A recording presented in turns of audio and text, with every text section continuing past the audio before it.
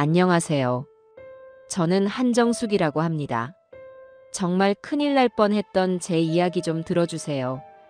버스 창밖으로 스쳐가는 풍경이 빠르게 변했습니다. 평생을 부대낀 시장의 짭짤한 젓갈 냄새와 사람 사는 소음이 멀어지자 거짓말처럼 조용하고 네모 반듯한 동네가 나타났어요. 딸의 전화는 일주일 전부터 집요하게 울렸어요. 호준이 어린이집이 전염병 때문에 일주일간 문을 닫는데 하필 부부의 출장이 겹쳤다는 이야기였죠. 엄마, 이번 한 번만 하고 말끝을 흐리는 목소리에 어찌 다른 말을 하겠습니까?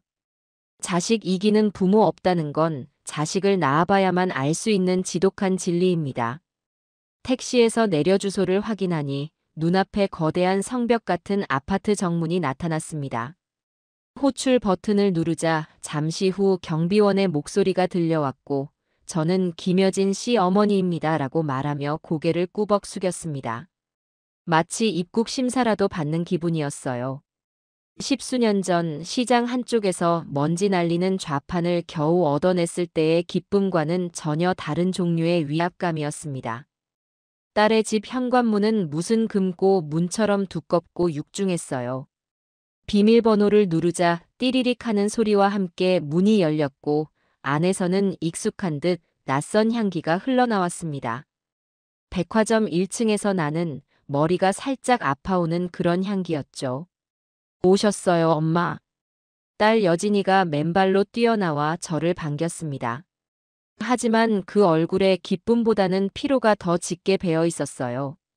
눈밑이 거뭇했고 좋은 옷을 입었음에도 어딘가 모르게 기운이 없어 보였습니다. 그 뒤로 집안의 서늘한 공기처럼 차가운 인상의 사위, 박서방이 모습을 드러냈습니다. 아이고 장모님. 여기까지 오시느라 고생 많으셨습니다. 말은 깍듯했지만 눈은 저를 향하고 있지 않았어요. 제 어깨 너머 어딘가를 보고 있었죠. 손목에 번쩍이는 시계와 한치의 구김도 없는 셔츠가 저와는 다른 세상 사람이라는 것을 온몸으로 말하고 있었습니다. 사위는 제 손에 들린 보따리를 쳐다보며 입을 열었습니다. 시장에서 갓 짜온 참기름과 직접 빻은 고춧가루가 담긴 제 마음이었습니다. 장모님 힘드실 텐데 괜히 오셨습니다. 필요한 건 다 있으니 다음부터는 그냥 몸만 오세요.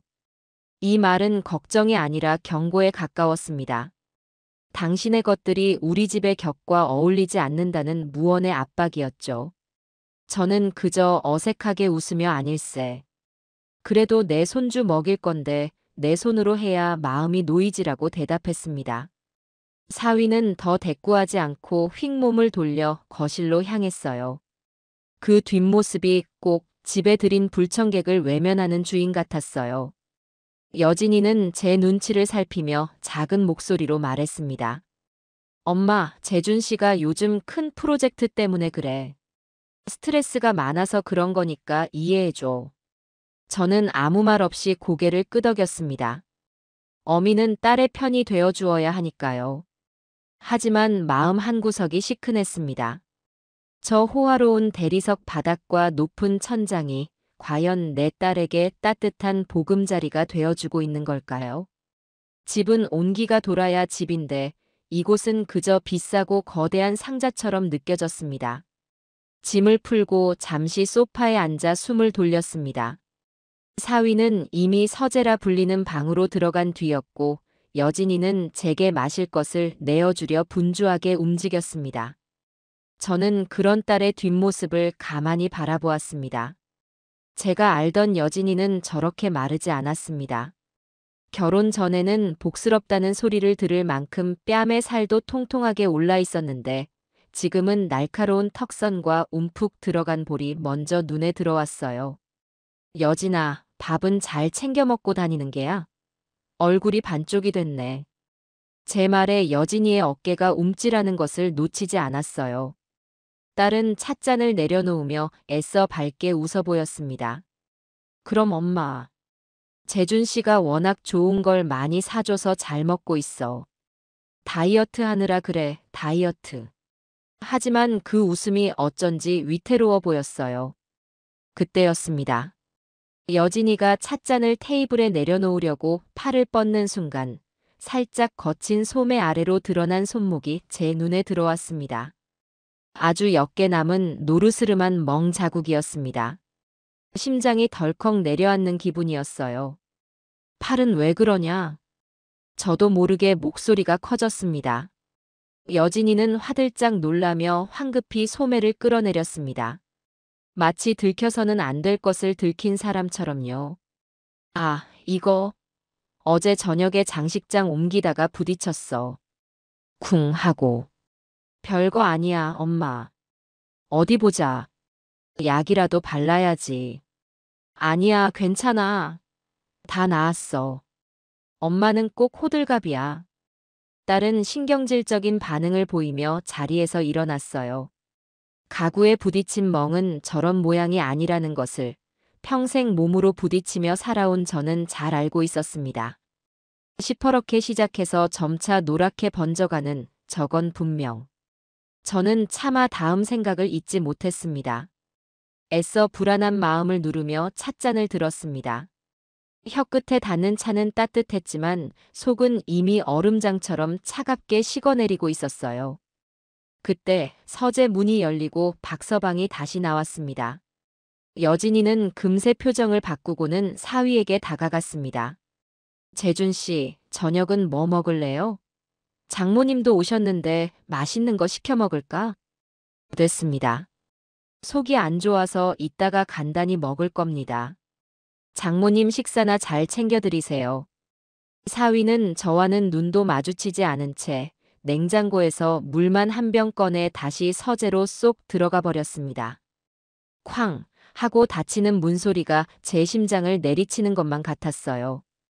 여진이는 멋쩍은 얼굴로 제게 말했습니다. 입맛이 없나 봐. 우리가 알아서 먹자, 엄마. 딸의 목소리는 한없이 작아져 있었습니다. 저는 더 이상 묻지 않았습니다. 지금 무언가를 묻는 것은 애써 괜찮은 척 버티고 있는 딸의 둑을 무너뜨리는 일이 될지도 모른다고 생각했어요. 그저 조용히 일어나 부엌으로 향했습니다. 보따리에서 참기름과 고춧가루를 꺼내며 이 차가운 집에 사람 사는 온기를 조금이라도 불어넣어야겠다고 다짐했습니다. 적어도 내가 있는 동안만이라도요. 어느덧 저녁이 되고 유치원에서 돌아온 손주 호준이가 제 품에 와락 안겼습니다. 아이의 따뜻한 체온만이 이 집에서 유일하게 저를 위로해주는 듯 했습니다. 낯선 할머니를 경계할 법도 한데 호준이는 제게서 떨어질 줄을 몰랐습니다. 아이의 재롱을 보며 저녁 식사를 준비하는 동안 박서방은 서재에서 나올 생각을 하지 않았습니다. 결국 저녁 식사는 저와 여진이 그리고 호준이 이렇게 셋이서만 하게 되었습니다. 제가 정성껏 끓인 된장찌개와 나물 반찬이 올랐지만 여진이는 몇 술 뜨는 둥 마는 둥 했습니다. 오직 호준이만이 할머니 밥 최고를 외치며 밥 한 그릇을 뚝딱 비워냈습니다. 우리 강아지 잘 먹으니 이렇게 예쁠 수가 없네. 호준이의 머리를 쓰다듬어주며 웃음 지으니 그제야 여진이의 얼굴에도 희미한 미소가 번졌습니다. 그 모습을 보니 더욱 마음이 아파왔습니다. 잠시 후 설거지를 마치고 호준이를 씻겨 잠자리에 눕힐 시간이 되었습니다. 할머니가 옛날 이야기해 줄게. 우리 호준이 코 자자. 호준이의 작은 등을 토닥이며 함께 누웠습니다. 아이의 방은 온갖 장난감과 동화책으로 가득했지만 그 역시도 정돈이 잘된 전시품처럼 느껴졌습니다. 아이의 숨소리가 새근새근 고르게 울려 퍼지고 저도 스르르 눈이 감길 때였습니다. 호준이가 잠결에 뒤척이며 제게 속삭였어요. 할머니. 응, 우리 강아지. 왜? 저기. 거실에 있는 할머니 사진 있잖아. 아이는 잠에 취한 목소리로 방문 너머 거실 벽을 가리켰습니다. 그곳에는 제가 몇 해 전 환갑 때 여진이가 기념으로 찍어준 독사진이 커다랗게 걸려 있었습니다. 처음 이 집에 와서 내 사진이 저렇게 좋은 자리에 걸려 있는 것을 보고 내심 기분이 좋았더랬습니다. 사위가 나를 아주 무시하는 건 아니구나 하고요. 그런데 호준이의 다음 말이 제 뒤통수를 세게 때렸습니다. 아빠가, 아빠가 그랬어. 할머니 사진은 꼭 저기에만 걸어야 한다고. 다른 데는 절대 안 된다고 그랬어. 뭐? 응. 내가 다른 데 걸면 더 예쁘겠다고 했는데 아빠가 화냈어. 무조건 저기여야 한대. 순간 등줄기를 타고 서늘한 기운이 흘렀습니다. 그냥 한 말이려니 하고 넘기기에는 아이의 말이 너무나 구체적이었습니다. 무조건 저기여야 한다. 다른 데는 절대 안 된다. 그것은 존중의 의미가 아니었어요. 그것은 마치 무언가를 감추기 위한 이정표나 혹은 자물쇠 같다는 불길한 느낌을 주었습니다. 저는 잠든 아이의 이마에 맺힌 땀을 닦아주며 거실 벽을 바라보았습니다. 어둠 속에서 제 사진 속의 얼굴이 저를 무표정하게 내려다보고 있었습니다. 왜 하필 저 자리였을까요? 어째서 사위는 내 사진의 위치에 그토록 집착했을까요? 딸의 손목에 있던 희미한 멍 자국, 사위 앞에서만 서면 작아지는 딸의 모습, 그리고 이제는 저 사진의 위치까지. 머릿속에서 조각난 퍼즐들이 제자리를 찾지 못한 채 둥둥 떠다녔습니다. 피곤했지만 잠이 오지 않았습니다. 이 집의 차가운 공기는 어쩌면 단순히 온도의 문제가 아닐지도 모른다는 생각이 들었습니다. 이 밤, 저는 쉽게 잠들 수 없을 것 같았어요. 다음 날 아침, 밤새 뒤척인 탓인지 몸이 솜처럼 무거웠습니다. 거실로 나가니 박서방은 벌써 출근 준비를 마친 채 식탁에 앉아 태블릿 화면을 들여다보고 있었습니다. 제가 차린 아침상은 쳐다보지도 않았어요. 여진이가 그의 앞에 토스트와 커피를 놓아주자 그제야 고개를 들더군요. 장모님, 어젯밤에 잘 주무셨습니까? 그의 물음은 안부가 아니라 확인에 가까웠습니다. 혹시 내가 밤새 무언가 이상한 낌새라도 챈 것은 아닌지 떠보는 듯한 그런 서늘한 눈빛이었어요. 그럼 자네 덕에 좋은 집에서 아주 편안하게 잤네. 저는 일부러 활짝 웃어 보였습니다. 의심을 드러내는 것은 가장 어리석은 짓이니까요. 뱀 같은 자를 상대할 때는 뱀의 지혜가 필요한 법입니다. 제 대답이 만족스러웠는지 박서방은 다시 태블릿으로 시선을 돌렸어요. 그가 현관을 나설 때까지 우리 사이에는 더 이상 대화가 없었습니다. 사위가 출근하자 여진이의 얼굴에 그나마 화색이 도는 듯 했습니다. 저는 아무렇지 않게 호준이와 놀아주는 것에 집중하기로 했어요. 우리가 함께 블록을 쌓으며 노는 동안 아이는 불쑥 어젯밤에 했던 이야기를 다시 꺼냈습니다. 할머니, 우리 아빠는 색깔 박사님이야. 색깔 박사님? 그건 무슨 소리야? 아빠랑 나랑 둘이서만 하는 비밀놀이가 있거든. 무지개 금고놀이야. 금고라는 말에 심장이 쿵 하고 작게 내려앉았어요. 저는 블록을 싸는 척하며 아이의 목소리에 더욱 귀를 기울였습니다. 재미있겠네. 그 놀이 어떻게 하는 건데 할미도 좀 알려주면 안 될까? 제 물음에 호준이는 고개를 저으며 검지를 입술에 가져다 댔습니다. 쉿! 아빠가 다른 사람한테는 절대로 말하면 안 된다고 했어. 이건 우리 가족을 지키는 아주 중요한 놀이래. 가족을 지키는 놀이라니. 6살짜리 아이에게 대체 무슨 말을 가르쳐 놓은 건지. 저는 애써 미소를 지으며 다시 물었습니다. 그럼 무슨 색깔들이 있는지 정도는 말해줄 수 있지? 할머니는 파란색을 제일 좋아하는데 파란색도 있어. 제 말에 호준이의 눈이 동그래졌어요. 우와, 할머니 어떻게 알았어? 파란색이 제일 첫 번째야. 파란색 자동차, 그 다음엔 빨간색 스포츠카, 그리고 아이는 신이 나서 무언가 더 말하려다 말고 갑자기 입을 꾹 다물었습니다. 마치 보이지 않는 아빠의 손이 아이의 입을 막기라도 한 것처럼요. 호준이는 제 눈치를 살피며 작은 목소리로 말했습니다. 아니다. 더 말하면 아빠한테 혼나. 아빠가 순서를 아는 사람은 아빠랑 나 둘뿐이어야 한대. 그리고는 더 이상 그 놀이에 대해 이야기하지 않고 다른 장난감을 가지고 놀기 시작했습니다. 아이의 천진난만한 얼굴 뒤에 드리워진 짙은 그늘을 보며 저는 확신했습니다. 이건 단순한 부자 간의 놀이가 아니라는 것을요. 이것은 교육이자 훈련이었습니다. 어린 손주를 자신만이 아는 비밀의 공범으로 만들고 있었던 겁니다. 그날 밤은 유난히 비가 많이 내렸습니다. 창문을 때리는 빗소리 때문에 집안의 무거운 침묵이 더욱 도드라지는 듯 했어요. 여진이는 사위가 오늘 회식이 늦을 거라며 저와 호준이의 저녁만 챙겨주고는 먼저 방으로 들어갔습니다. 그 뒷모습이 어쩐지 오늘따라 더 작고 위태로워 보였습니다. 자정이 가까워 오는 시간, 저는 거실 소파에 앉아 뜨개질을 하며 잠든 호준이 곁을 지키고 있었습니다. 그때 현관문 비밀번호 누르는 소리가 거칠게 들려오고 비틀거리는 인형이 집 안으로 들어섰습니다. 잔뜩 취한 박서방이었어요. 그는 소파에 제가 앉아 있는 것을 보지 못했는지 혹은 보고도 무시했는지 어둠 속에서 곧장 휴대전화를 꺼내 들었습니다. 액정 불빛에 그의 잔뜩 찌푸린 얼굴이 드러났습니다. 그는 낮은 목소리로 하지만 분노를 억누르지 못하는 목소리로 누군가와 통화를 시작했습니다. 내가 오늘까지 마무리하라고 했을 텐데. 당신 지금 나랑 장난해? 그는 잠시 상대의 변명을 듣는 듯 가만히 있더니 이내 코웃음을 치며 말을 이었습니다. 상황이 여의치 않아?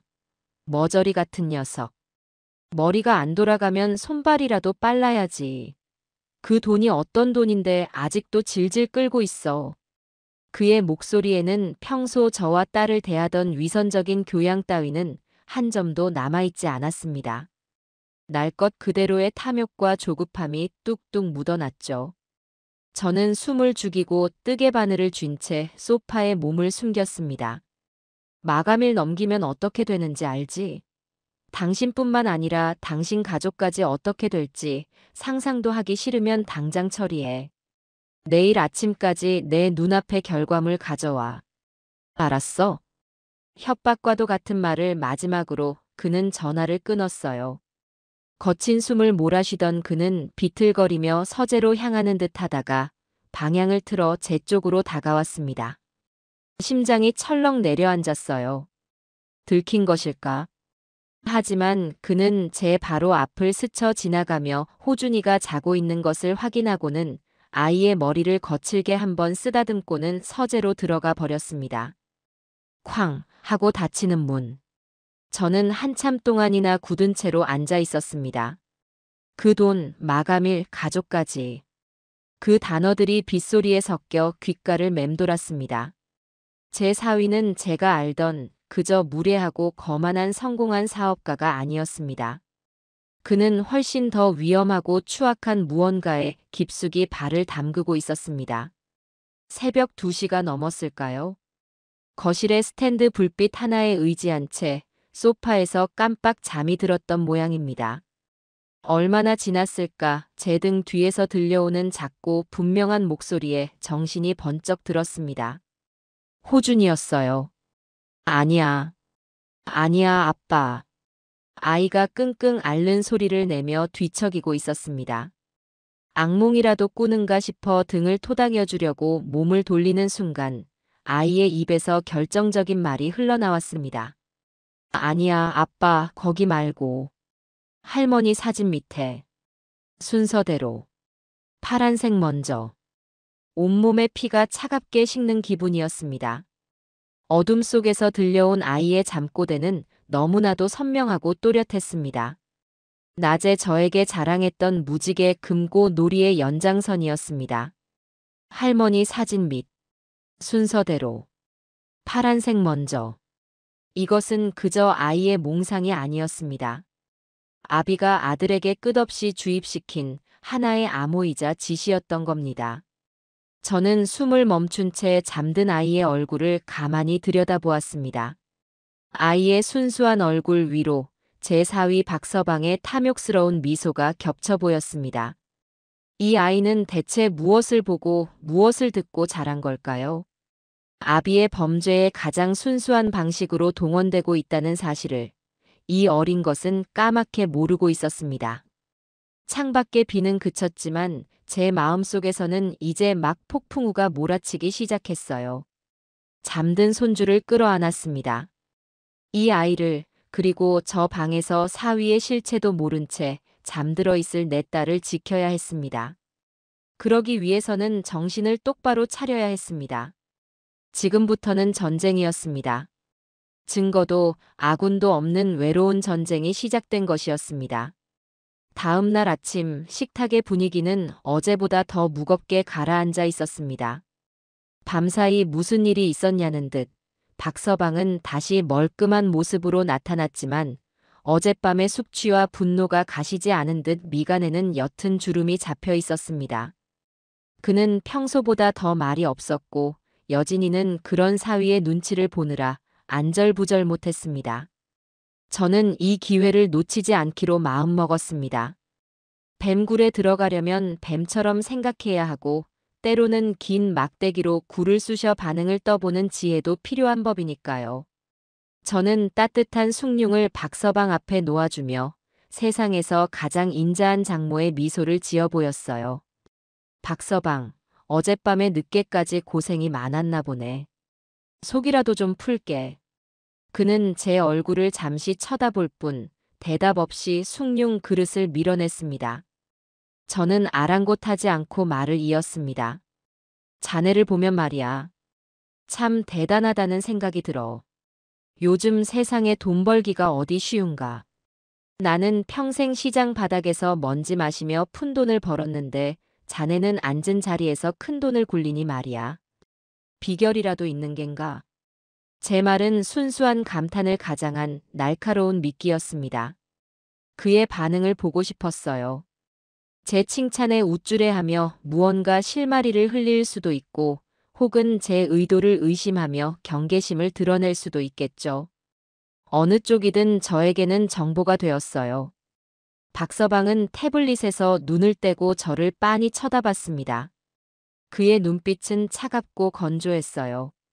그는 입가에 희미한 조소를 걸친 채 말했습니다. 장모님. 응.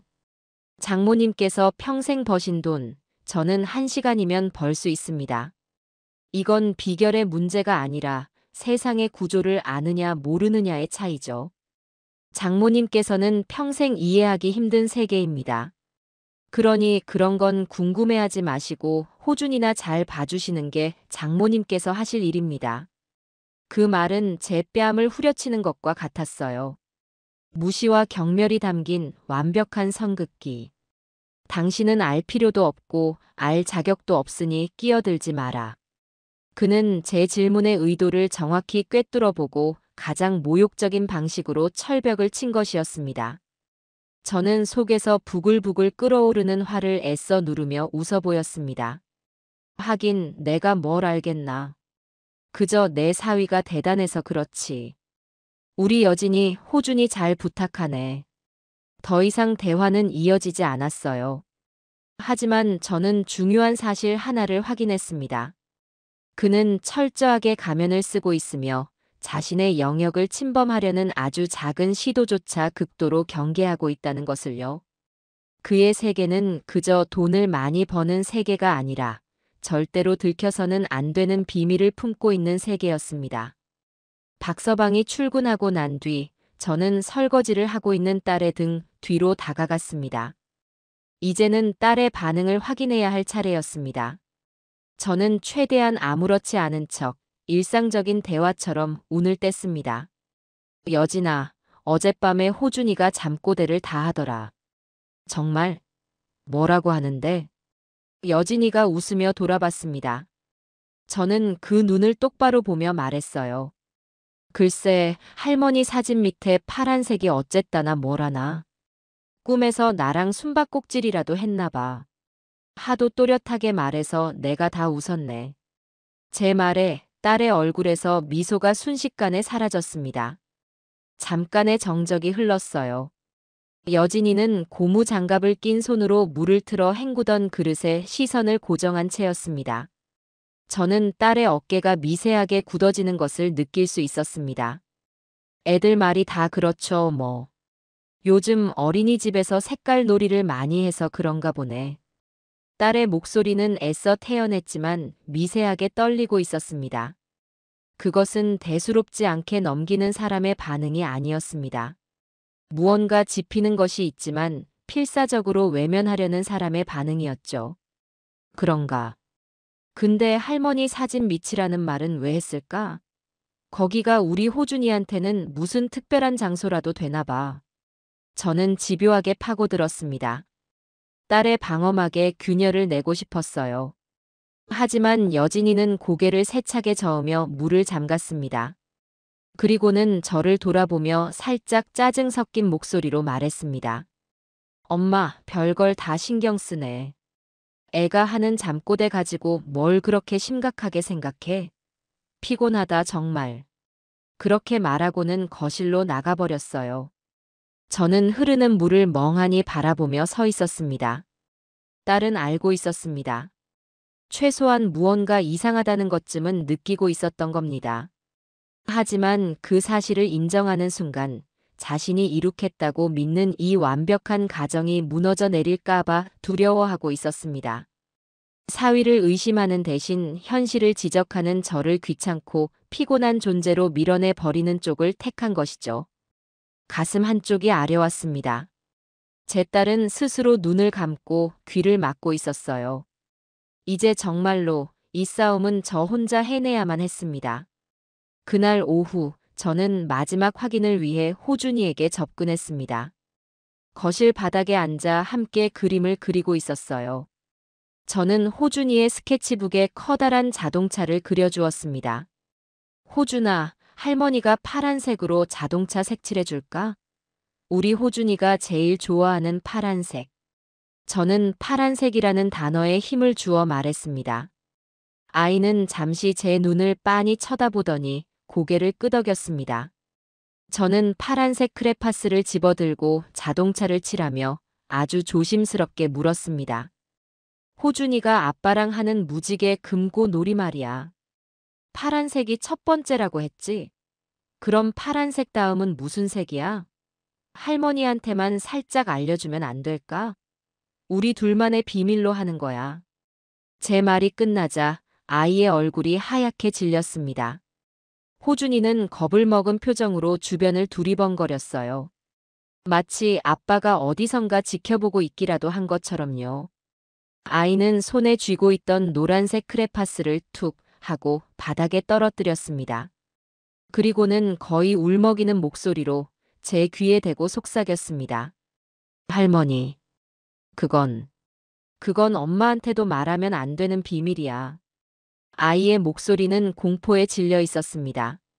그것은 아빠와의 약속을 지키려는 아이의 순수한 마음이 아니었습니다.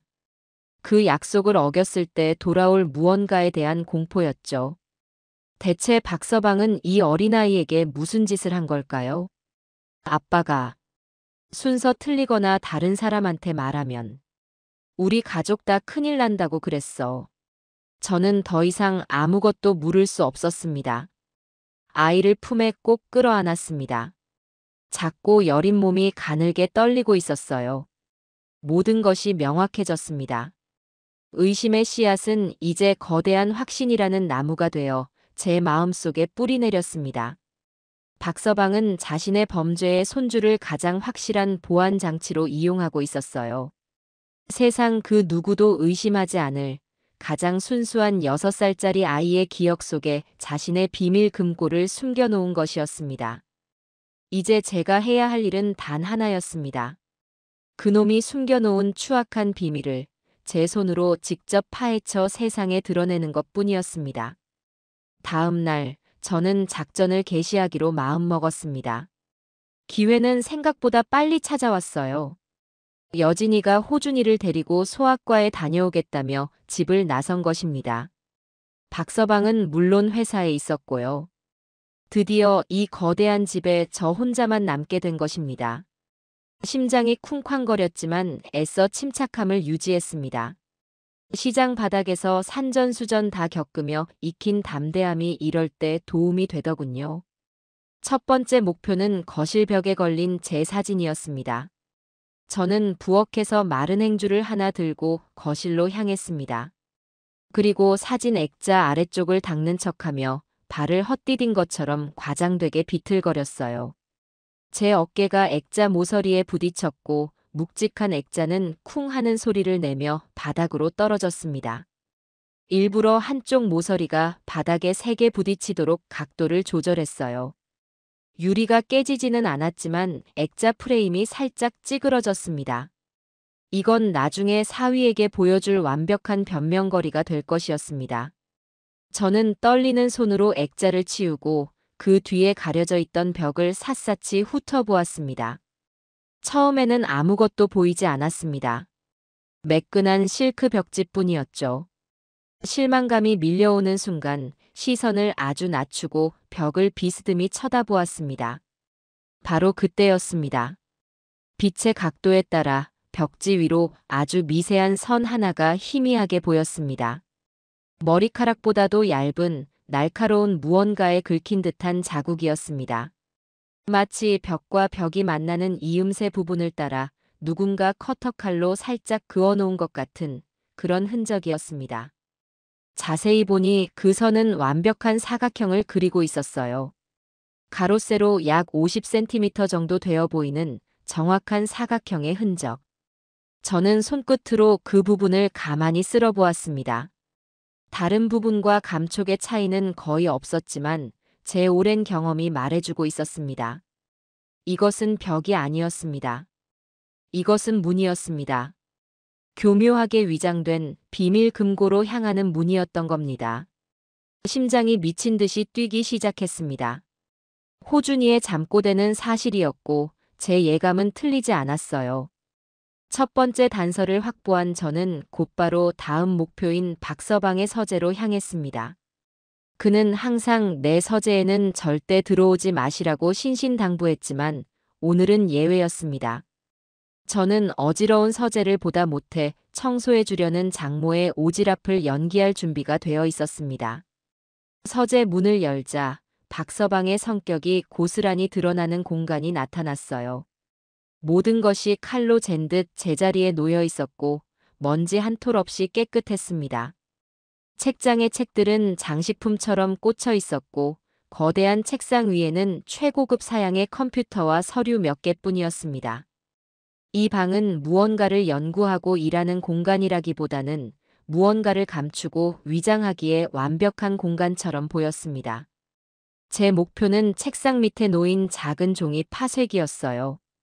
저는 미리 준비해간 비닐봉지를 손에 끼고 파쇄기 먼지통을 조심스럽게 열었습니다. 안에는 잘게 잘린 종이들이 국수 가락처럼 엉켜 있었습니다. 대부분은 은행 서류나 보고서 같은 흰 종이들이었죠. 저는 실망하지 않고 비닐봉지를 낀 손으로 잘린 종이들을 헤집기 시작했어요. 바로 그때였습니다. 흰 종이들 사이사이에 선명한 색깔 종이 조각들이 섞여 있는 것이 보였습니다. 파란색, 빨간색, 노란색, 그리고 초록색. 호준이가 말했던 색깔 놀이의 그 색깔들이었습니다. 너무나도 선명해서 눈을 뗄 수가 없었어요. 저는 숨을 죽이고 색깔 종이 조각 몇 개를 조심스럽게 집어 올렸습니다. 자세히 보니 그 종이에는 단순한 색만 있는 것이 아니었습니다. 아주 작은 글씨로 인쇄된 숫자와 알파벳 조합이 희미하게 보였습니다. 마치 암호 코드처럼요. 저는 각 색깔의 종이 조각을 몇 개씩 아무도 눈치채지 못할 만큼만 꺼내 손수건에 고이 쌌습니다. 이것은 결정적인 증거가 될 수 있었습니다. 박서방은 자신의 범죄와 관련된 중요한 문서들을 색깔별로 분류하여 관리하고 필요가 없어지면 즉시 파쇄하여 흔적을 없애고 있었던 겁니다. 하지만 그는 몰랐을 겁니다. 자신의 범죄 흔적을 지우는 그 행위 자체가 또 다른 증거가 되어 제 손에 들어오리라는 것을요. 서재에서 나온 저는 마지막으로 호준이의 방으로 향했습니다. 마지막 퍼즐 조각은 바로 호준이가 말했던 무지개 금고와 관련된 물건일 가능성이 높았습니다. 아이의 방을 둘러보던 제 눈에 책장 한 구석에 놓인 큼지막한 돼지 저금통이 들어왔습니다. 빨간색 플라스틱으로 만들어진 아주 평범해 보이는 저금통이었어요. 하지만 무언가 이상했습니다. 저금통은 아이의 책장에 놓여 있기에는 너무 깨끗했고 먼지 하나 없이 반짝였습니다. 마치 최근에 누군가 올려놓은 것처럼요. 저는 조심스럽게 저금통을 들어보았습니다. 예상과 달리 저금통은 엄청나게 묵직했습니다. 동전이 가득 찼다고 하기에는 너무나도 무거웠고 흔들어도 짤랑거리는 소리가 전혀 들리지 않았어요. 대신 쿵, 쿵 하는 쇳덩이나 돌덩이가 굴러다니는 것 같은 둔탁한 소리가 났습니다. 호기심이 발동한 저는 저금통을 열어보려 했습니다. 하지만 동전을 빼내는 구멍은 강력 접착제 같은 것으로 단단하게 막혀 있었습니다. 망치로 깨부수지 않는 한 절대로 열 수 없도록 만들어 놓은 것이었습니다. 저는 저금통을 다시 제자리에 놓으며 생각에 잠겼습니다. 박서방이 어린 손주의 방에 이렇게 무겁고 열리지 않는 저금통을 놓아둔 이유는 무엇일까? 이것은 저금통을 위장한 또 다른 무언가였습니다. 어쩌면 파쇄한 문서들의 원본 데이터가 담긴 하드디스크나 USB 같은 것일 수도 있었습니다. 누구도 6살짜리 아이의 돼지 저금통을 의심하지는 않을 테니까요. 그 순간 현관문 비밀번호 누르는 소리가 들렸습니다. 여진이와 호준이가 돌아온 것이었습니다. 저는 황급히 호준이 방에서 나와 거실 바닥에 일부러 치우지 않고 놔두었던 사진 액자를 가리키며 울상을 지었습니다. 어머나 여진아, 이걸 어쩌면 좋니?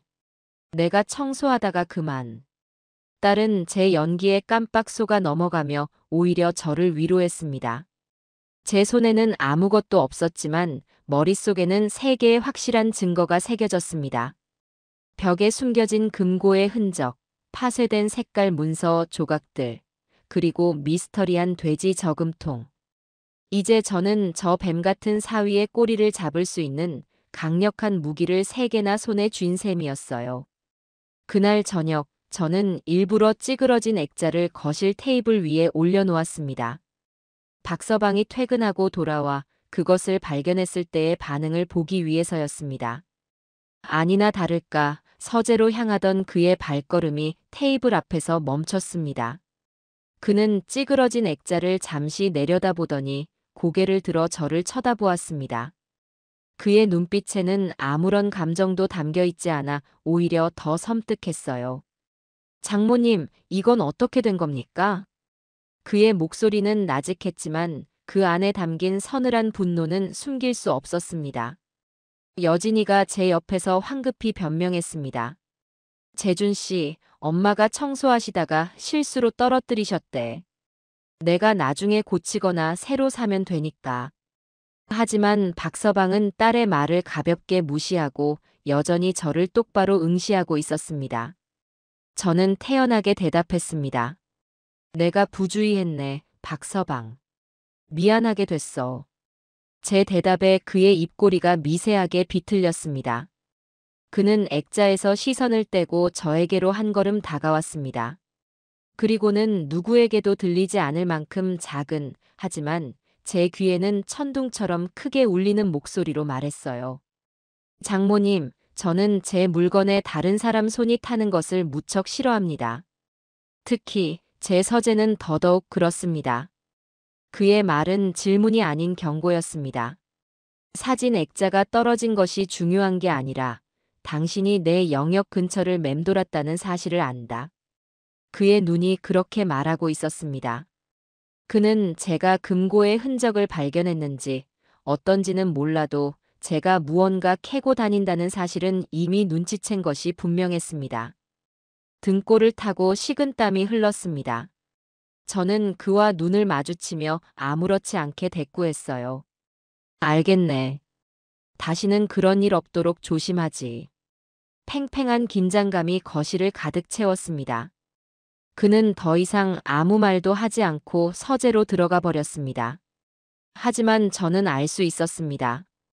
그가 이제 저를 단순한 눈치 없는 장모가 아닌 경계해야 할 적으로 인식하기 시작했다는 것을요. 이제부터는 더욱 조심스럽게 그리고 더욱 대담하게 움직여야 했습니다. 그날 이후 집안의 공기는 더욱 차갑게 얼어붙었습니다. 박서방은 저와 마주치는 것을 의도적으로 피했고 제가 거실에 있으면 서재에서 나오지 않았습니다. 저 역시 그의 눈을 피해 조용히 호준이를 돌보는 데만 집중하는 척했습니다. 하지만 제 모든 신경은 밤 시간 박서방의 움직임에 쏠려 있었습니다. 그가 금고를 여는 순간을 포착해야만 했어요. 이틀이 지난 늦은 밤, 기회는 다시 찾아왔습니다. 모두가 잠든 시각, 저는 호준이 방에서 잠든 척 누워 귀를 기울이고 있었습니다. 살금살금 고양이처럼 발소리를 죽여 서재 문이 열리는 소리가 들렸습니다. 그리고 잠시 후 거실 쪽으로 희미한 그림자가 움직이는 것이 느껴졌습니다.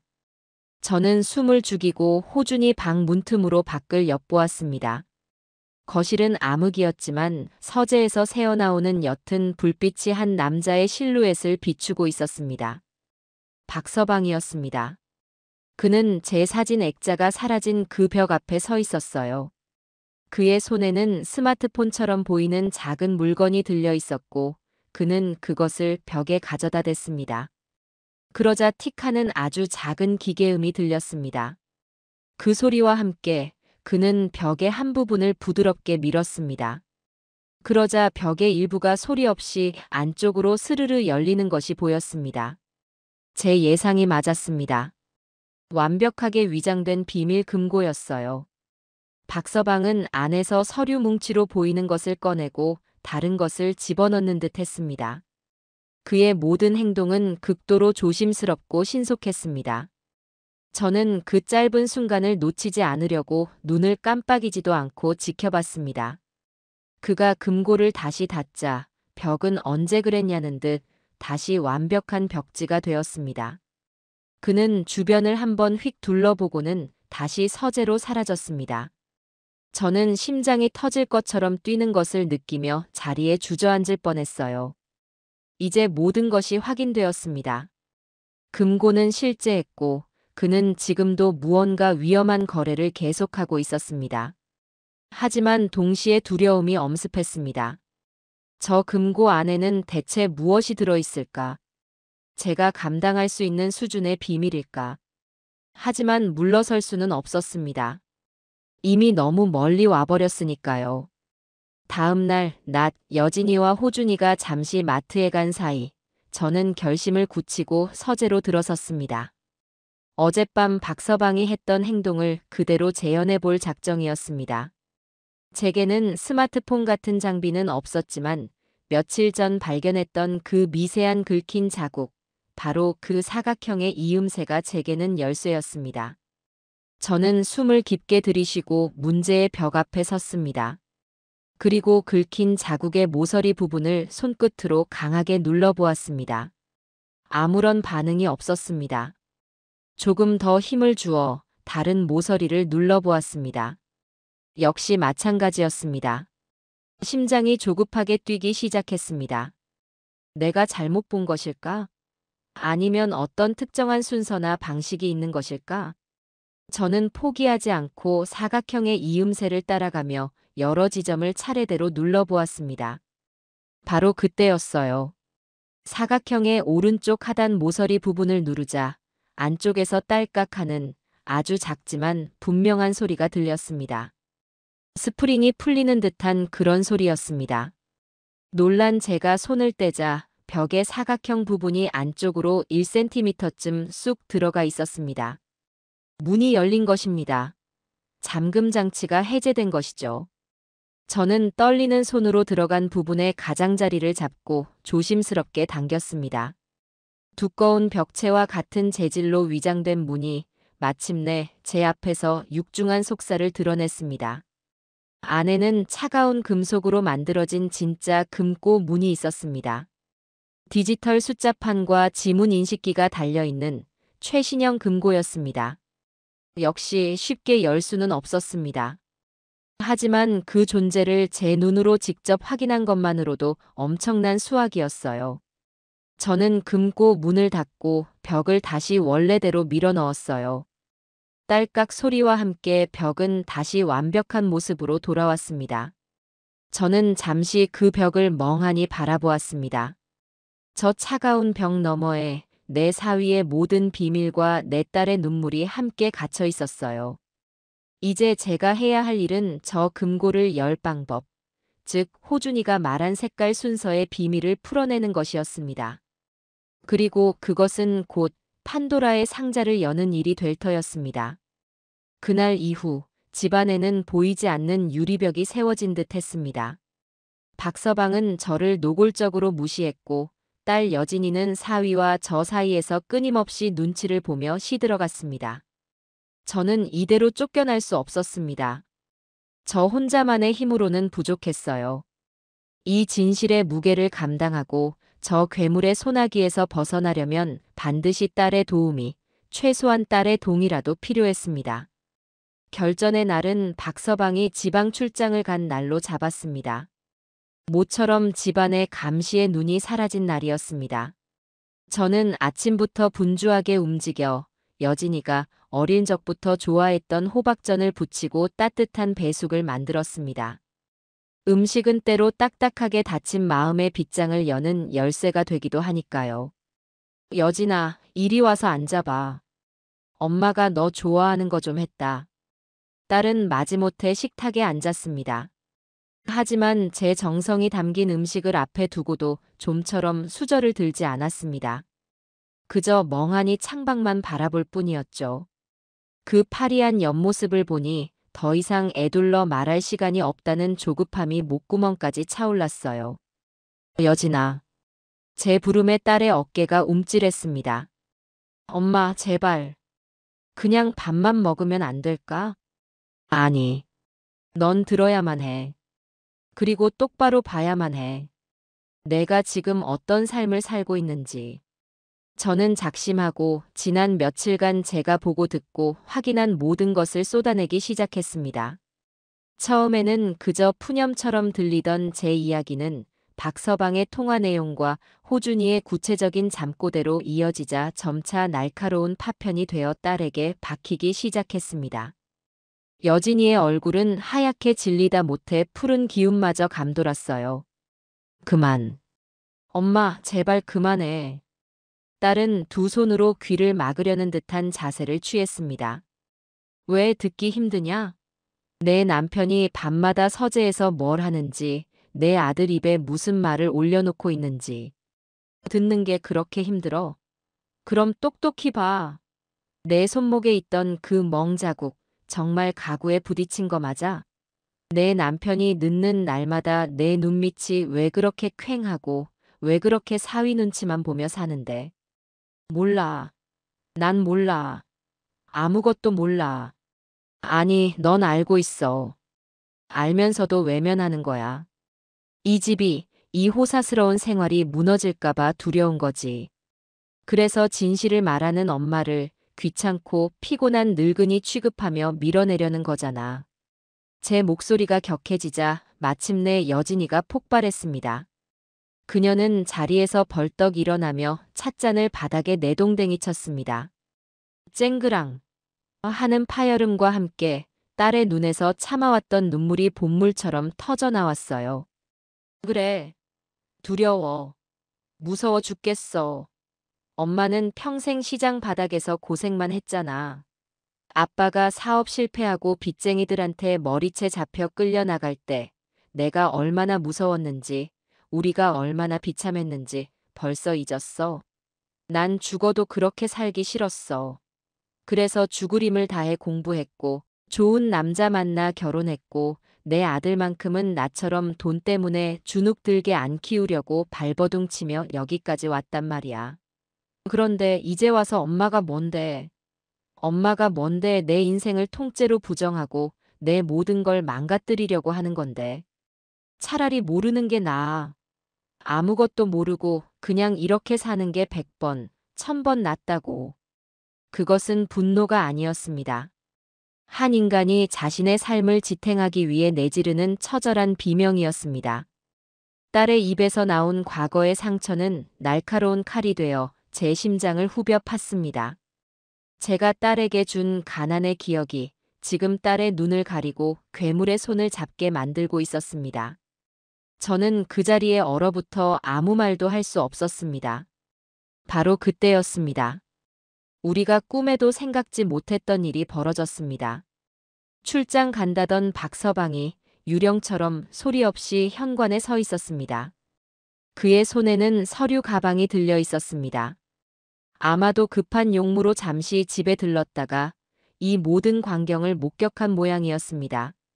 그는 깨진 찻잔 조각과 울부짖는 딸, 그리고 망연자실한 저를 차례로 훑어보았어요.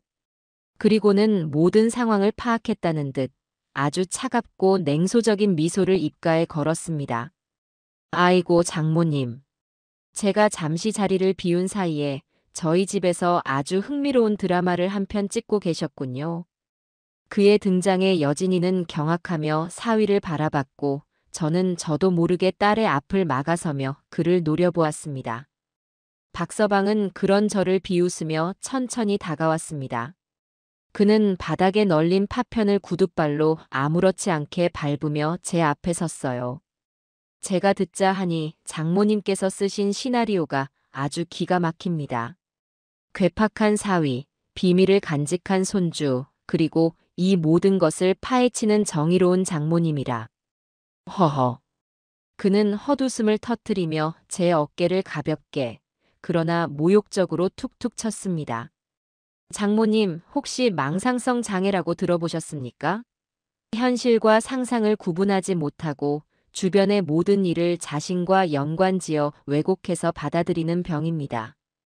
특히 가까운 사람에게 집착하며 그 사람을 구원해야 한다는 과대망상에 빠지기도 하죠. 장모님께서 지금 딱 그런 상태이신 것 같습니다. 그의 말은 저를 순식간에 정신에 문제가 있는 늙은이로 만들어버렸습니다.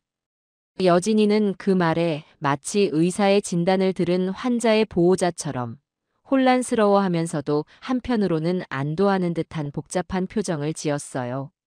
사위의 말은 지금의 이 미친 상황을 설명해주는 유일한 논리였으니까요. 박서방은 그런 딸의 어깨를 감싸 안으며 저를 향해 마지막 통첩을 날렸습니다.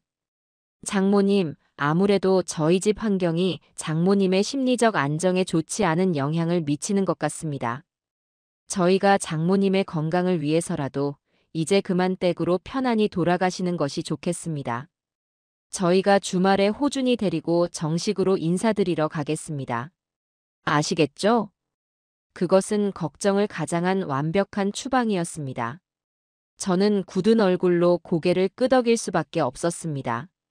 이 집에서 이제 저는 완벽하게 고립되었습니다. 딸은 적의 손에 넘어갔고 저는 빈손으로 싸워야만 했습니다. 이틀 후, 제가 이 집을 떠나야 하는 날이 밝았습니다. 그 이틀 동안 집안의 공기는 사람이 살 수 없을 만큼 차갑고 건조했습니다. 박서방은 아예 저를 없는 사람 취급했고 제가 거실에 나와 있으면 일부러 보란 듯이 여진이와 다정한 모습을 연출했습니다. 여진이는 그런 사위의 연극에 장단을 맞추면서도 저와 눈이 마주칠 때면 죄인처럼 황급히 시선을 피했습니다. 그 모든 것이 제 숨통을 조여왔어요. 제게 남은 시간은 얼마 없었어요. 이제 딸을 설득하는 것은 불가능했습니다. 그렇다면 방법은 하나뿐이었습니다. 저 괴물의 소굴에서 빠져나가기 전에 저놈의 목줄을 쥘 수 있는 가장 확실한 무기, 즉 금고의 비밀번호를 알아내야만 했습니다. 하지만 박서방의 감시는 상상 이상이었어요. 그는 제가 호준이와 단둘이 있는 시간조차 허용하지 않으려는 듯 계속해서 아이를 서재로 부르거나 딸을 시켜 아이를 데리고 있게 했습니다. 저는 초조해졌습니다. 기회는 단 한 번뿐일 것이고 그 기회를 놓치면 모든 것이 끝장이었습니다. 마침내 떠나기 전날 오후 기저귀처럼 기회가 찾아왔어요. 여진이가 호준이의 유치원 준비물을 사러 잠시 외출했고 박서방은 중요한 통화를 한다며 서재에 틀어박혔습니다. 저는 거실에서 불록놀이를 하고 있는 호준이에게 조용히 다가갔습니다. 심장이 세차게 뛰었지만 겉으로는 세상에서 가장 인자한 할머니의 미소를 지었어요. 우리 호준이 할머니가 내일이면 집에 가는데 할머니 보고 싶지 않을까? 아이는 금세 울상이 되어 제게 매달렸습니다. 할머니 가지 마. 나 할머니랑 더 놀고 싶어.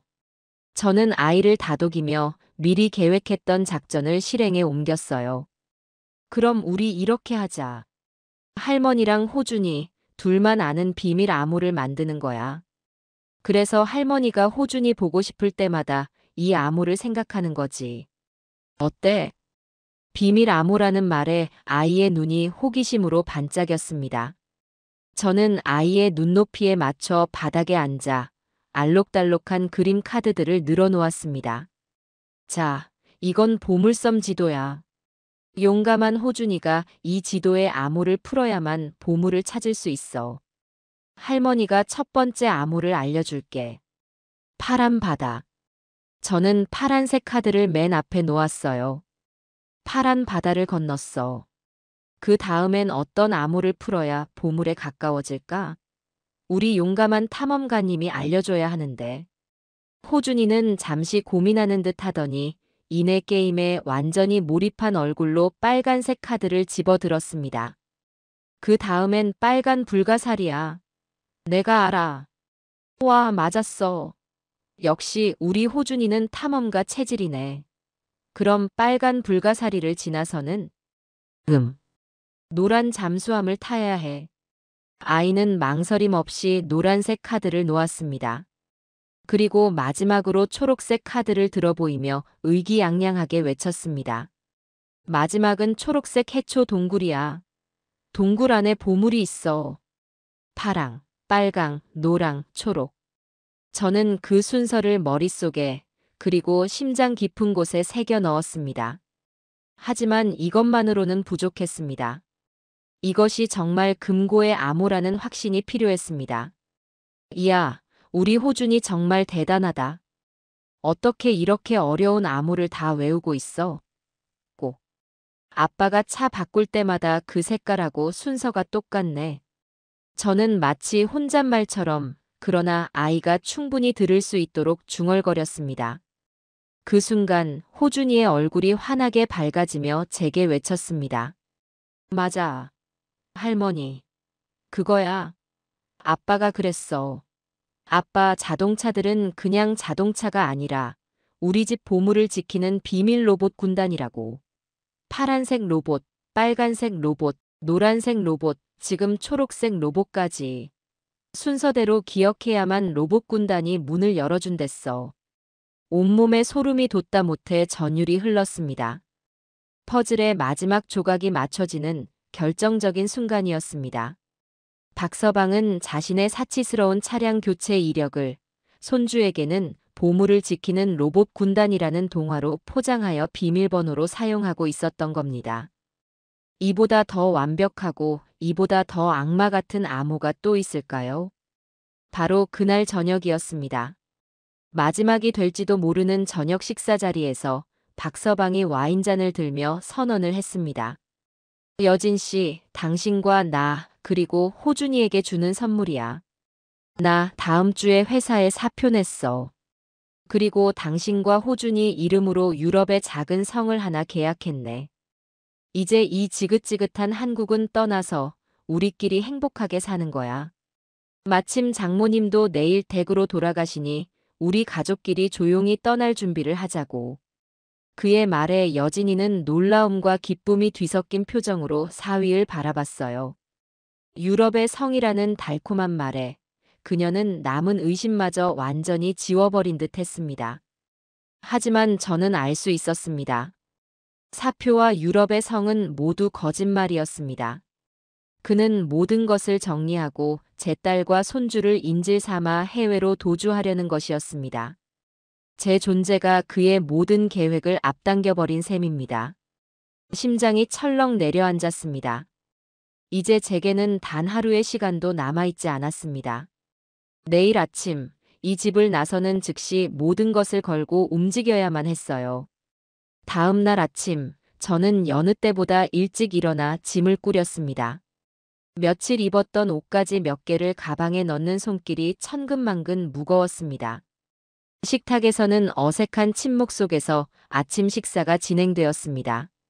박서방은 마치 오늘이 자기 인생 최고의 날인 양 콧노래까지 흥얼거렸고, 여진이는 그런 사위 옆에서 억지 미소를 지으며 커피잔만 만지작거렸습니다. 누구도 제게 먼저 말을 걸지 않았어요. 마침내 현관문을 나서야 할 시간이 되었습니다. 호준이가 제 바짓가랑이를 붙잡고 늘어졌어요. 할머니 가지 마. 오늘 나랑 로봇 군단 놀이 또 하기로 했잖아. 저는 차마 아이의 얼굴을 볼 수가 없어 아이의 등을 말없이 토닥여 주었어요. 만약 제 결심이 잘못된 것이라면 저는 이 온기마저 제 손으로 내치는 셈이었습니다. 할머니가 다음에 더 재미있는 놀이 가지고 꼭 다시 올게. 그러니까 밥 잘 먹고 씩씩하게 있어야 해. 약속. 아이의 작은 손가락에 제 손가락을 걸어 약속을 하고 일어서는데 기어이 눈물이 터져 나왔습니다. 여진이는 그 모습을 보고도 끝내 고개를 돌려 외면했습니다. 박서방은 제 가방을 들어주는 신용조차 하지 않았습니다. 그는 마치 귀찮은 짐을 덜어낸다는 듯한 표정으로 제게 말했습니다. 장모님, 조심히 들어가십시오. 저희는 이제 바빠서 이만. 그것이 이 집에서의 마지막 대화였습니다. 현관문이 굳게 닫히는 소리가 마치 세상과의 단절처럼 느껴졌어요. 저는 아파트 단지를 벗어나자마자 근처 상가 모퉁이에 숨어 박서방의 차가 떠나기를 기다렸습니다. 얼마 지나지 않아 초록색 세단이 미끄러지듯 주차장을 빠져나가는 것이 보였습니다. 저는 그 차가 완전히 시야에서 사라진 것을 확인하고 나서야 떨리는 다리를 이끌고 근처 공원으로 향했습니다. 공원 벤치에 홀로 앉아 저는 마지막으로 제 자신에게 물었습니다. 정말 이 길이 맞는 것인가? 내가 지금 무슨 짓을 하려는 것인가? 머릿속에서 두 개의 목소리가 치열하게 싸웠습니다. 하나의 목소리는 내가 틀렸다면 넌 내 딸의 가정을 파괴하는 원흉이 될 뿐이다. 그 모든 게 오해와 망상이었다면 넌 평생 딸의 얼굴도 보지 못할 것이다라고 속삭였습니다. 다른 목소리는 하지만 내가 맞다면 지금 망설이는 이 순간에도 저 괴물은 내 딸과 손주를 데리고 영영 사라져버릴 것이다. 넌 평생을 죄책감 속에서 살게 될 것이다라고 외쳤어요. 저는 눈을 감았습니다. 딸의 피로에 절은 얼굴, 사위의 눈치를 보며 억지로 웃던 위태로운 미소, 그리고 공포에 질려 엄마한테도 비밀이야라고 속삭이던 내 손주의 떨리는 목소리가 파노라마처럼 스쳐 지나갔습니다. 그래, 설령 내가 틀려서 온 세상의 비난을 받더라도, 설령 내 딸이 평생 나를 원망하더라도 확인해야만 했습니다. 이 찝찝하고 불길한 의심을 가슴에 묻고 평생을 살 수는 없었어요. 저는 자리에서 벌떡 일어났습니다. 더 이상의 망설임은 사치였습니다. 휴대전화를 꺼내든 손은 놀랍게도 더 이상 떨리지 않았습니다. 저는 112를 눌렀습니다. 네, 경찰청입니다. 저는 지금 서울 서초구에 있는 시민 한정숙이라고 합니다.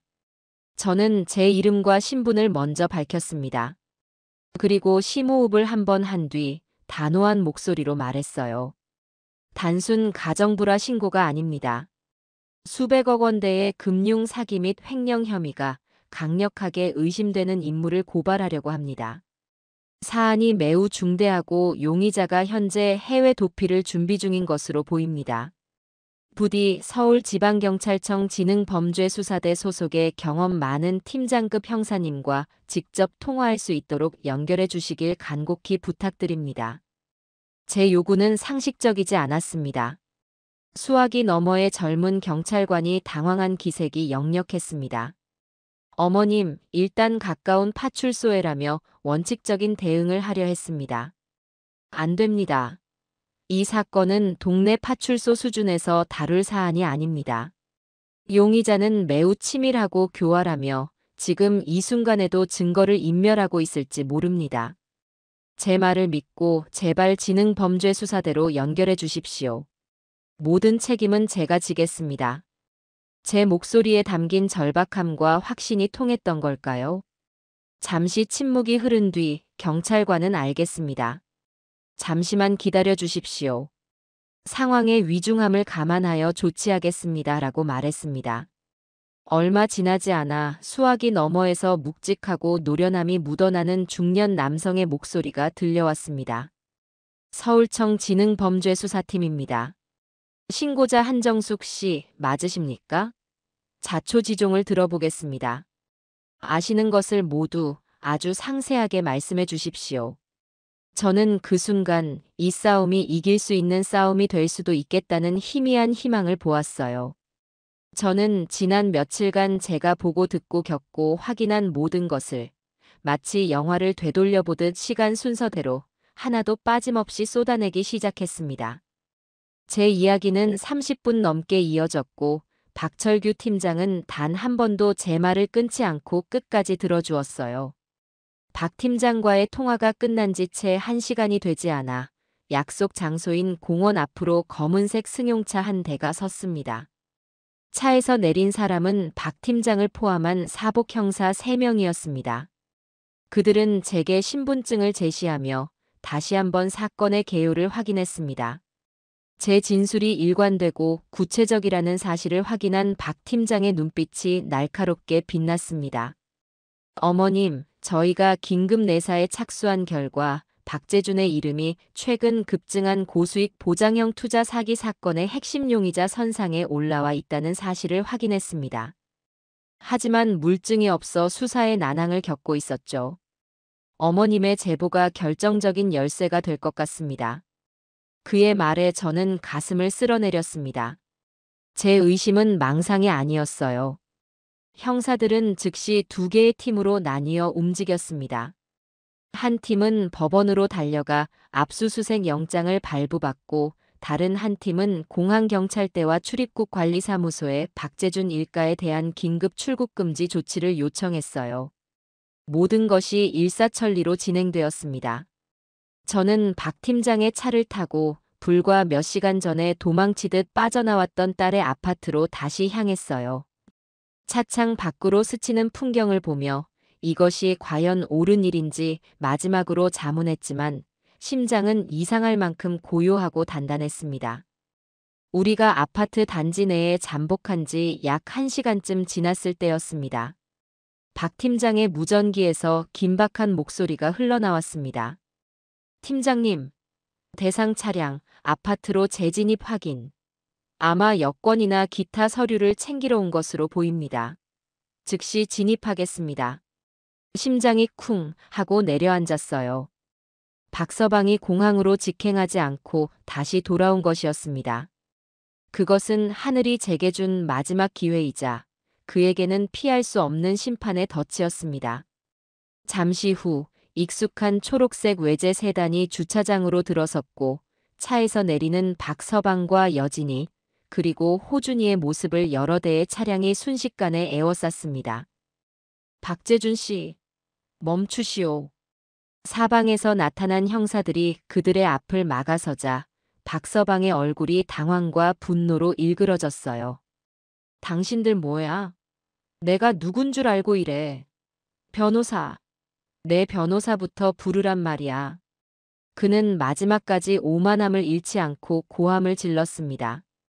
여진이는 눈앞의 상황을 전혀 이해하지 못한 채 하얗게 질린 얼굴로 울음을 터뜨린 호준이를 끌어안고 있었습니다. 그리고 그녀의 시선이 형사들 뒤에 차에서 내리는 제 모습을 발견한 순간 그녀의 얼굴에는 원망을 넘어선 깊은 절망이 드리워졌습니다. 박 팀장이 박서방의 저항을 가볍게 제압하며 영장을 그의 눈앞에 펼쳐 보였어요. 특정 경제범죄 가중처벌 등에 관한 법률 위반, 사기 및 횡령 혐의로 당신을 긴급 체포합니다. 할 말은 서에 가서 당신 변호사랑 같이 하도록 하시죠. 형사들에게 양팔이 붙들린 박서방과 넋이 나간 여진이가 집으로 끌려 들어왔습니다. 집안은 순식간에 수사 현장으로 변했습니다. 거실에 서 있는 저를 발견한 박서방이 증오에 찬 눈빛으로 제게 외쳤어요. 당신이 이 모든 걸 꾸민 거였어. 이 늙은 여우 같은 게. 저는 그를 마주보며 차갑고 냉정하게 말했습니다. 자네가 뿌린 씨앗을 자네가 거두는 것뿐일세. 박 팀장은 서재로 들어서며 물었어요. 박재준, 서재 벽 뒤에 있는 비밀 금고 순순히 열겠나? 박서방이 도끼 어린 눈으로 입을 다물자 박 팀장은 제게 눈짓을 보냈어요. 저는 형사들을 이끌고 거실 벽 앞으로 가 제 기억 속에 새겨진 마지막 퍼즐 조각을 꺼내 놓았습니다. 비밀번호는 그 사람이 탔던 자동차 색깔 순서입니다. 파랑, 빨강, 노랑, 그리고 초록. 한 형사가 제 말에 따라 노트북으로 차량 등록 정보를 조회하며 키패드에 해당 조합을 입력하자 띠리리릭 하는 기계음과 함께 벽의 일부가 안으로 들어가며 육중한 금고 문을 드러냈어요. 금고 문이 열리는 순간 그곳에 있던 모두가 숨을 삼켰습니다. 금고 안은 그야말로 범죄의 백화점이었습니다. 수십억 원에 달하는 셔츠 박스 속 현금 다발, 국적과 이름이 다른 위조 여권 뭉치, 수백 개의 대포 통장과 차명 계약서, 그리고 그동안의 범죄 행각을 상세히 기록한 비밀 장부들이 산더미처럼 쌓여 있었습니다. 박 팀장이 위조 여권을 들어보이며 말했습니다. 이런 캐나다, 스위스, 뉴질랜드. 온 가족이 세계 일주라도 할 셈이었나 보군. 그때 한 젊은 형사가 호준이 방에서 들고 온 빨간 돼지 저금통을 바닥에 내리쳤어요. 와장창 하는 소리와 함께 그 안에서 외장 하드디스크 여러 개가 쏟아져 나왔습니다. 디지털 포렌식 팀원이 그중 하나를 노트북에 연결하더니 외쳤습니다. 팀장님, 빙고입니다. 모든 투자자 명단과 자금 흐름 내역, 해외 계좌 정보까지 전부 들어 있습니다. 이놈, 백업 파일까지 여기다 숨겨놨습니다. 그것이 결정타였습니다. 마지막까지 발뺌하려던 박서방의 얼굴에서 모든 것이 무너져 내렸어요. 형사들이 그의 손목에 차가운 수갑을 채우는 철컥하는 소리가 이 지긋지긋한 악몽의 끝을 알리는 종소리처럼 집안 가득 울려 퍼졌습니다. 모든 것을 제 눈으로 확인한 여진이는 그 자리에 주저앉아 소리 없는 눈물만 하염없이 흘렸습니다. 그녀의 세계가 완전히 무너져 내리는 순간이었습니다. 수갑이 채워진 박서방이 형사들에게 끌려나가는 순간 어떻게 알았는지 아파트 복도에서 수많은 카메라 플래시가 터져 나왔습니다. 그는 마지막까지도 고개를 숙이지 않았습니다. 증오와 경멸이 뒤섞인 그의 마지막 시선은 쓰러져 우는 딸도 겁에 질린 손주도 아닌 오직 저를 향해 있었습니다. 그 눈빛은 반드시 복수하겠다고 말하는 듯 했지만 저는 더 이상 두렵지 않았어요. 이미 가장 두려운 순간은 제 손으로 끝냈으니까요. 박서방이 사라진 집안은 폭풍이 핥히고 간 것처럼 아수라장이었습니다. 형사들은 증거물을 하나하나 비닐에 담아 박스에 넣었고 그 소리만이 텅 빈 공간을 울렸습니다. 저는 그 모든 혼란의 한가운데서 바닥에 주저앉아 넋을 잃고 있는 여진이에게로 천천히 다가갔습니다. 호준이는 이미 제 등 뒤에 숨어 작은 손으로 제 옷자락을 필사적으로 붙잡고 있었어요. 여진아, 일어나. 제 목소리에 딸은 천천히 고개를 들었습니다. 텅 비어버린 눈동자에는 아무런 감정도 담겨 있지 않았습니다. 마치 영혼이 빠져나간 인형 같았어요. 저는 딸의 양팔을 붙잡아 일으켜 세웠습니다. 딸의 몸은 깃털처럼 가벼웠습니다. 그렇게 한참을 우리는 아무 말 없이 서로를 부축한 채 서 있었습니다. 모든 수사가 끝나고 형사들이 철수한 뒤 집안에는 무겁고 고통스러운 침묵만이 남았습니다. 해는 이미 저물어 거실 창밖으로 도시의 불빛이 하나둘 켜지고 있었습니다.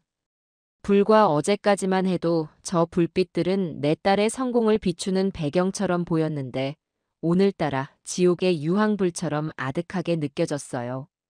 그때였습니다. 제 어깨에 기대어 있던 여진이가 거의 들리지 않을 만큼 작은 목소리로 속삭였습니다. 엄마, 미안해. 내가 다 틀렸어. 내가 너무 어리석었어. 딸의 입에서 마침내 터져나온 그 말에 저는 그저 딸의 등을 말없이 토닥여 주었습니다.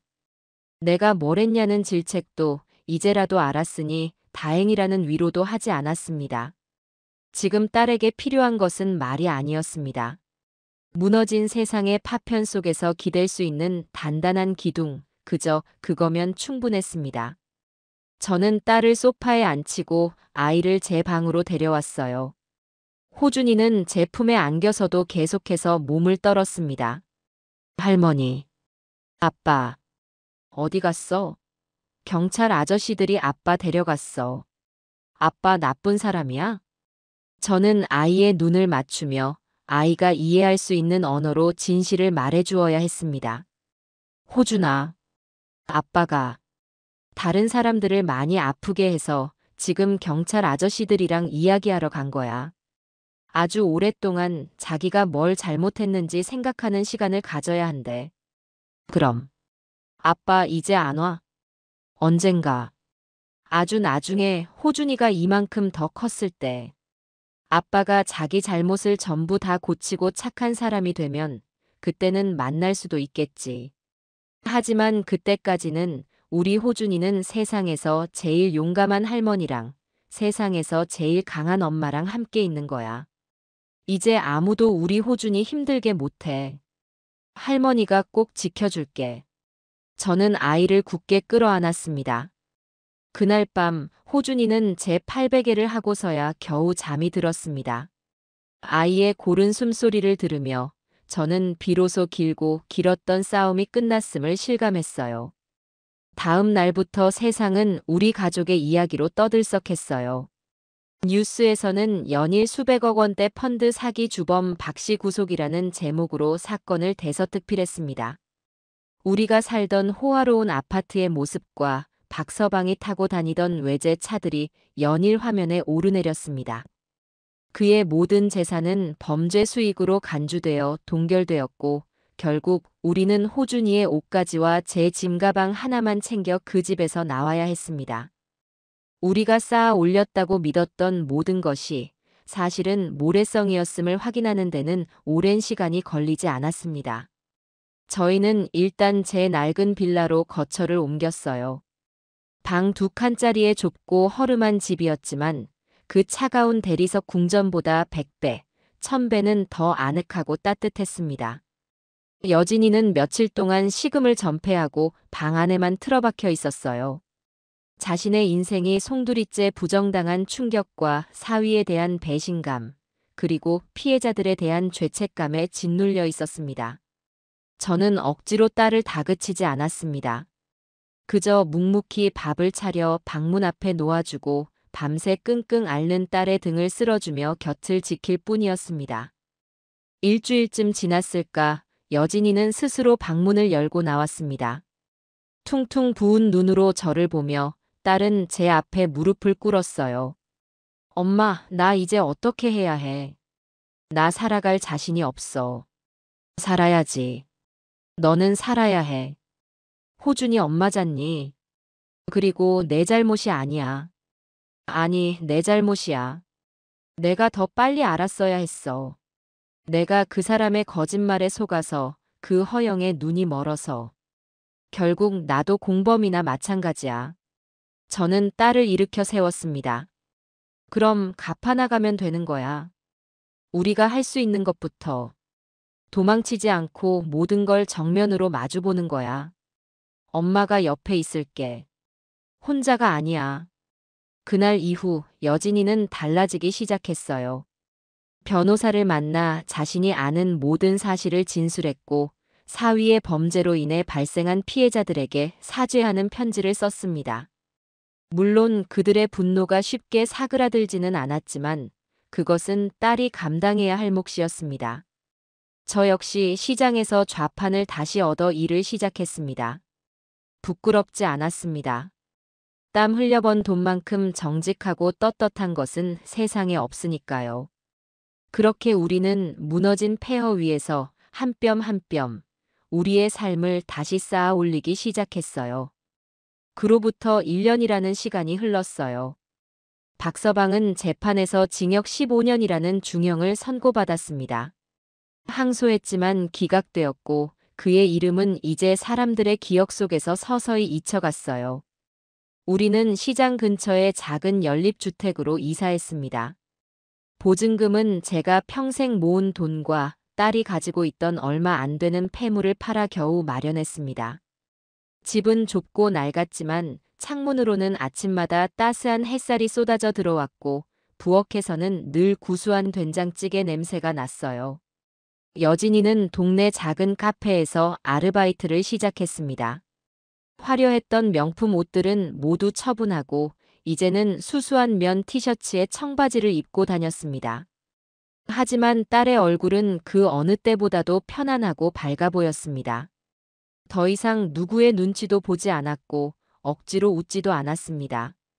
가끔 일을 마치고 돌아와 피곤에 지쳐 제 어깨에 기댈 때면 저는 딸이 비로소 자기 자신의 삶을 살기 시작했음을 느낄 수 있었어요. 호준이는 동네 공립유치원에 다니며 씩씩하게 자랐어요. 처음에는 아빠의 부재에 대해 불안해하기도 했지만 아이는 생각보다 강했습니다. 이제는 더 이상 악몽을 꾸지도 알아들을 수 없는 잠꼬대를 하지도 않았습니다. 흙투성이가 되어 친구들과 골목을 뛰어다니는 아이의 웃음소리가 우리 집의 가장 큰 재산이었어요. 어느 가을날 저녁, 저는 거실에서 뜨개질을 하고 있었고 여진이는 제 옆에서 조용히 책을 읽고 있었어요. 호준이는 거실 바닥에 누워 자기가 가장 아끼는 로봇 장난감을 가지고 놀고 있었죠. 평화롭고 더없이 행복한 저녁이었습니다. 그때 텔레비전 저녁 뉴스에서 박서방의 소식이 짧게 보도되었습니다.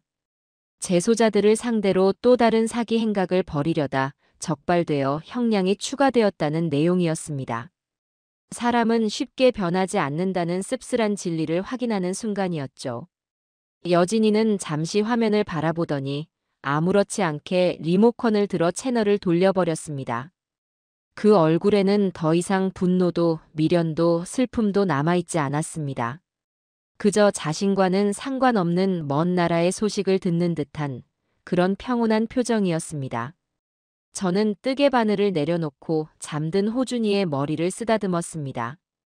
그리고 제 어깨에 머리를 기댄 딸의 손을 따뜻하게 잡아주었어요. 차가운 대리석 바닥의 거대한 성은 무너졌지만 우리는 비로소 햇살이 드는 진짜 우리 집을 되찾았습니다. 그걸로 충분했어요. 더 이상 바랄 것이 없었으니까요.